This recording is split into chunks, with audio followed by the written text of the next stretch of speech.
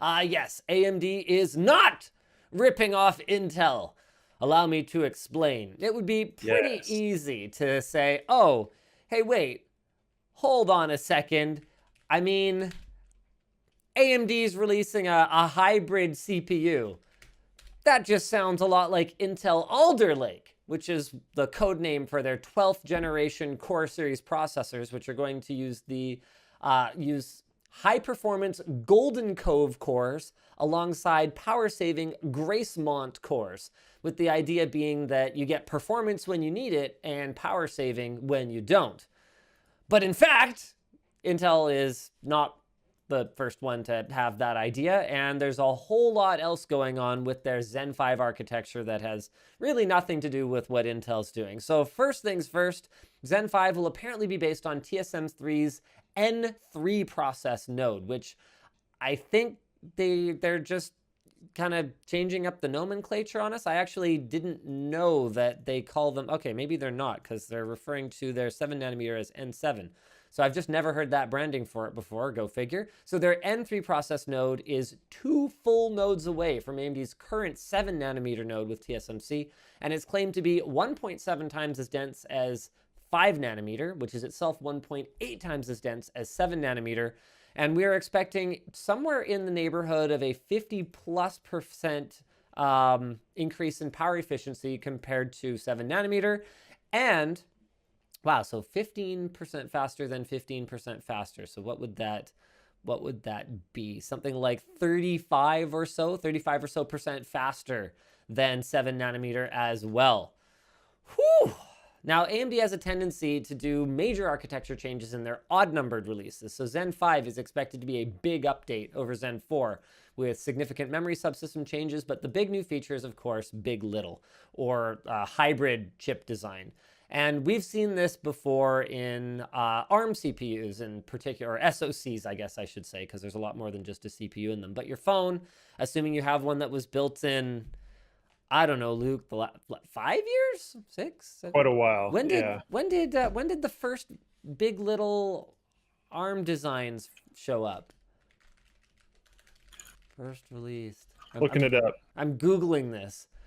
ARM big. LITTLE. Here we go. Heterogeneous, blah, blah, etc. Come on, give me a year, ladies and gentlemen. Give me a year. I don't know. It doesn't matter. We're not going to be able to do that. But it's been around for a while in mobile, with the main benefit being that you can shut off, or at least mostly shut off, those big, powerful cores when you're doing something like periodically checking for notifications for email or whatever. And then when it's time to retouch a photo, then boom, the heavy cores kick in and you're ready to rock.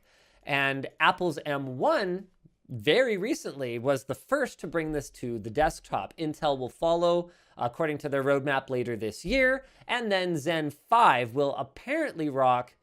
Interesting. So the code name for the Zen 5 APU is going to be Strix Point. It makes total sense that this is something that would be more of an APU focused feature, because that's the kind of CPU. See, AMD kills me. An APU is the kind of CPU. So no, according to AMD, it's an APU. According to Intel, it's a CPU, because most of their consumer chips just have graphics on them anyway. But that's what makes something an APU, according to AMD. So an APU is the kind of CPU that would end up in something like an office computer. And you guys might not know this, but there are some new efficiency standards coming, particularly in places like Japan, that are going to force like mass production computers to implement new power saving ideas, like integrating the 12 volt to 5 and 3.3 volt conversion on, sorry, did I say, so moving that DC to DC conversion onto the motherboard instead of doing it in the power supply. We saw this with Intel's 12VO like prototype power supply and some ASRock board, and it made a huge difference. It absolutely blew me away how much of a difference it made. And doing something like this, big. LITTLE, is going to help meet those kinds of efficiency standards, because one of the big things that it improved upon was idle efficiency. So actually, when that system was under load, the power consumption was relatively close to just a normal system, because when you're under load, the things that kick in are going to be your CPU and your GPU. Both of those are powered predominantly off of 12 volt, but everything else is running all the time. And so it's your idle power consumption where you're going to actually save by not having those low voltage lines where you're going to, the lower the voltage is, the less efficient it is. That's why the power lines coming into your house, for example, or well, not into your house, because the ones coming into your house are actually typically around the same voltage as what your house actually runs. But the ones coming into the substation in your neighborhood run at much higher voltage than the lines that are going to your house. Because it's just way less efficient to run at low voltages. So this is going to help with that, because AMD is going to have these CPUs that will absolutely sip power when they're not really doing anything.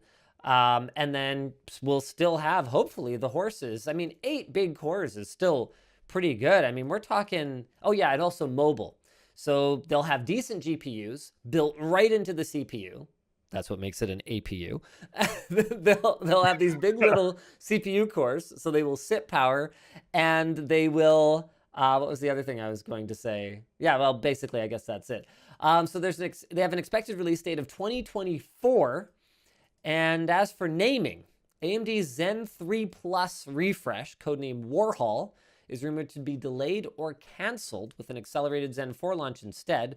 So in terms of branding, Zen 3 refresh, Ryzen 6000, Zen 4 and Zen 5, then Ryzen 7 and 8000, and then maybe Zen 3 refresh would be like XT, like 5000 XT, and then Zen 4 and 5 are 6 and 7000. We don't know. I really wish that AMD hadn't screwed things up, 20 years ago with their plus branding, because that would have made it really simple these days, right, Luke? They could have just gone, okay, That's good. Yeah, every new Zen architecture, you get a new 1000 number, and then every plus architecture, you put a plus at the end. But they screwed it up. They screwed it up. They had pluses at the end of 4-digit numbers way back then, and that wasn't what it meant. So now it's all ruined. Not that there's any continuity in these product naming schemes anyway. I mean, they're clearly all making it up as they go along. I mean, what is RTX? I mean, it's having cores. That one's not too bad. Real-time ray tracing. That one's kind of okay. Okay, fine. Okay, fine. So I'm reading in here a lot of talk about desktop processors, but this seems way more like a mobile play. What do you think? Oh, absolutely. I mean, that's where you're going to get the vast majority of the benefits. So being able to kick in those high performance cores when it's time to hook up an external GPU and play a game, but being able to run on those 4 cores while you're, editing a text document in Google Docs or something like that is pretty much the only chance that x86 has of getting competitive with ARM in laptops, which all of a sudden is going to be a freaking thing. I mean, we talked about this last week. Not only is ARM already a thing in notebooks, I mean, it's not like Qualcomm doesn't have notebook design wins that are out there, although I don't think anyone cares about them. But more importantly, I mean, NVIDIA is clearly working on a notebook CPU that is going to be ARM-based. So once that starts to happen, I mean, Apple has already made the transition to ARM for mobile and desktops. Well, Apple's moving to ARM with everything. All of a sudden, the barbarians are at the gates, x86. Like, you got to catch up here.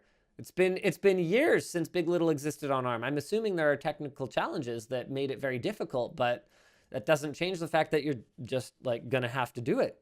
Yeah. Now, in terms of what Intel's going to have to compete, a mobile Alder Lake processor has actually already leaked on Geekbench with 6 big and 8 little cores, a base frequency of 800 megahertz, and a max frequency of 4.7 gigahertz. Rumors suggest that the desktop SKU will be a 16-core layout with an 8+8 configuration, which means that Intel might not be performance competitive with AMD on the desktop for at least another year. I mean, I think it's going to be more than that. Well, I said at least. Yeah. In my defense, I put a lot of emphasis on the at least. Yeah. Okay, I'll give you that. But yeah, I think it's going to be a while. So it's rumored to support, or it's not rumored, it's like almost certain to support DDR5. So it's going to come on a new LGA 1700 socket, which will be totally incompatible with current coolers. I mean, it was a good run. You know, you can criticize Intel all you want for changing their board, making you change your board every time you want to upgrade your CPU or whatever. But one thing they have done really well is maintained cooler compatibility for, I mean, when did Clarkdale come out?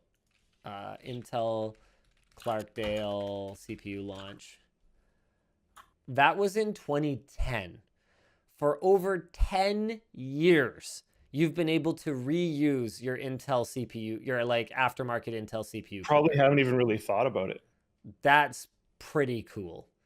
Now, AMD, depending on how your cooler manufacturer implemented their compatibility with AMD, AMD actually can go back even farther.